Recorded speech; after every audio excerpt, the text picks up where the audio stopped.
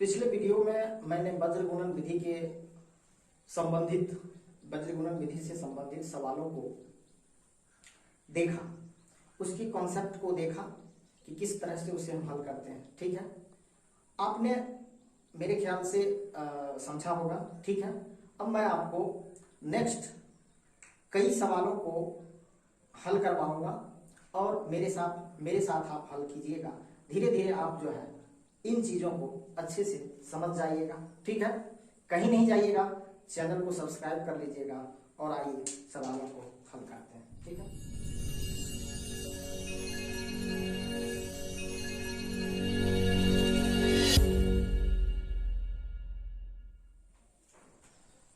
तो देखिए ये दूसरा सवाल है। ठीक है, इस सवाल को मैं फिर हल करूंगा। ठीक है, कुछ स्टूडेंट्स होंगे जो पिछले वीडियोज को नहीं देखे होंगे, वो जाकर के देख लेंगे, तब जाकर के ये सवाल आपको और अच्छे से समझ में आएगा। ठीक है, पहले ये देख लीजिए, उसके बाद आगे पिछले वीडियो को देख लीजिएगा। ठीक है, चलिए,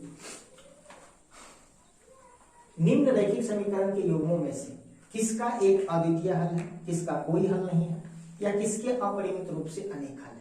अद्वितीय हल की स्थिति में उसे वज्र गुणन विधि के द्वारा ज्ञात कीजिए। ठीक है, ये आप देख रहे हैं बोर्ड पे, ये सारे सवाल हैं। ठीक है, और इसी सवाल में से एक सवाल को मैं हल करूंगा, सवाल नंबर 2 को। ठीक है, देखिए ये कैसे हल होगा। सबसे पहले इसको हम क्या करेंगे कि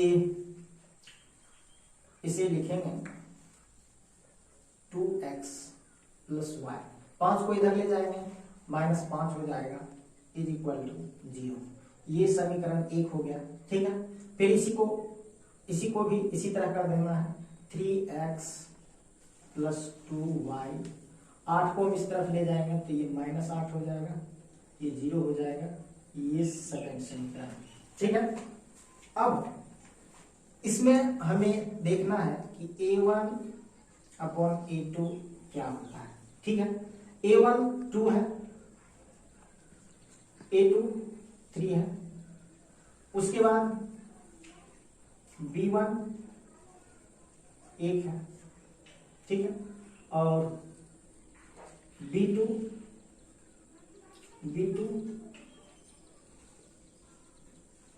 2 है।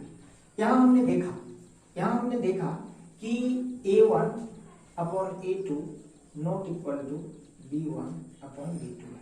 ठीक है, तो ये इस शर्त को हल करता है और इसमें दिया गया है कि अगर a1/a2 not equal to b1/b2 तो इसके अद्वितीय हल होते हैं। जब इसके अद्वितीय हल हैं तो इसे हमें हल करना है। कैसे हल करना है, तो हमें वज्र गुणन विधि से। चलिए, वज्र गुणन विधि में क्या होता है आप देखिए। सबसे पहले x, ठीक है, b1 से शुरू करते हैं तो b1 b2, ये याद रखने के लिए मैंने पिछले वीडियोज में आपको बताया था कि हम करते हैं। ठीक है, एक बार आपको रिवीजन हो जाएगा। उसके बाद b के बाद आता है c1 c2, c के बाद फिर से घुमा के हमें मिल जाता है a1 a2। ठीक है, इसको इस तरह से लिखते हैं कि मेरे पास 3 चीज है, a है, b है और c है। ठीक है, a b और c, अगर हम a b और c इसको इस तरह से लिखते हैं तो जैसे हमने b से शुरू किया, ठीक है, b से शुरू किया तो क्या हो गया b1, उसके बाद फिर c1, फिर से आकर के a1, ठीक है, और फिर चला जाएगा b1 पर, तो हम इसको b1 b2 कहेंगे। ठीक है, समझ गए होंगे मेरे ख्याल से। इसको अगर हम फॉर्मूला के रूप में लिखते हैं तो ये क्या आ जाता है b1 × c2। ठीक है, माइनस होता जाएगा, फिर b2 × c1। ठीक है, फिर इसमें y होगा और इसमें 1 होगा। ठीक है, y। ठीक है, अब यहाँ पे है फिर c1 और फिर a2 -c2 और फिर a1, फिर यहाँ पे 1/, ठीक है, a1 b2 a2 b1। ठीक है, अब इसको हम देखते हैं किस तरह से होता है। b1 कितना है, तो b1 कितना है, b1 B1 का मतलब है ये, ठीक है, यहाँ पे हमें मिलता है 1, ठीक है, इंटू C2 हमें क्या मिल गया -8, ठीक है, माइनस B2, ठीक है, B2 कितना मिल गया हमें +2, ठीक है, C1 कितना मिल गया हमको -5, ठीक है, is equal to y upon, फिर C1 कितना मिल गया हमको -5, ठीक है, C1 -5 इंटू, ठीक है, A2 कितना मिल गया हमको A2 मतलब 3, ठीक है, A2 मतलब 3 माइनस, फिर C2 कितना मिल गया -8, ठीक है, -8, ठीक है, और A1 कितना मिल गया 2, ठीक है, A1 कितना है फिर 2, B2 कितना है तो 2 माइनस, ठीक है, फिर A2 कितना है A2 3, ठीक, और B1 कितना है फिर 1, ठीक, तो इस तरह से हमें ये निकल गया।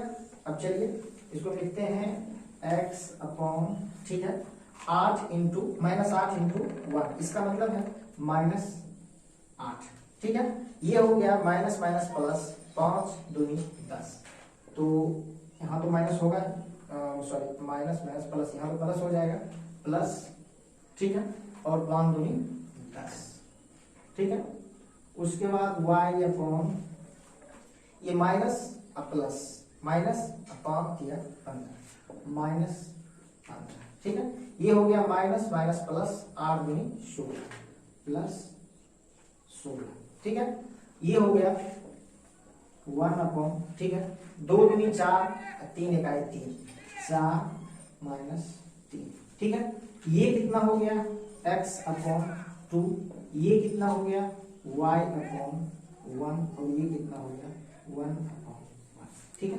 अब x का वैल्यू निकालना है तो हमें इतना बराबर इतना लिखना पड़ेगा, y से हमें कोई मतलब नहीं है, ठीक है, इसका मतलब 1 अपॉन 1 का मतलब 1 ही होता है, ठीक है, x इज इक्वल टू 2 इधर आ जाएगा तो 1 इंटू 2 यानी 2, ठीक है।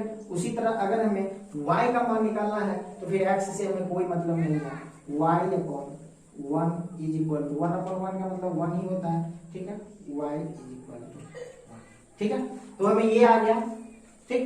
अब ये जो सवाल मैंने हल किया, ठीक है, x y दोनों का हल हो गया, ये अगर हम इसमें बैठा के देखते हैं ये इसको फुलफिल करता है कि नहीं, तो ये चेक भी हो जाएगा। जैसे सवाल 1 का लिख लेते हैं, समीकरण 1 का 2x plus y is equal to 5, 2x के जगह पे हम 2 लिखेंगे, 2 मान है तो, प्लस y का मान 1 है, ठीक है, तो 1 लिखेंगे और 5, 2 दूनी 4, 1 5, इसका मतलब है कि मेरा सवाल जो है ये सही है, ठीक है।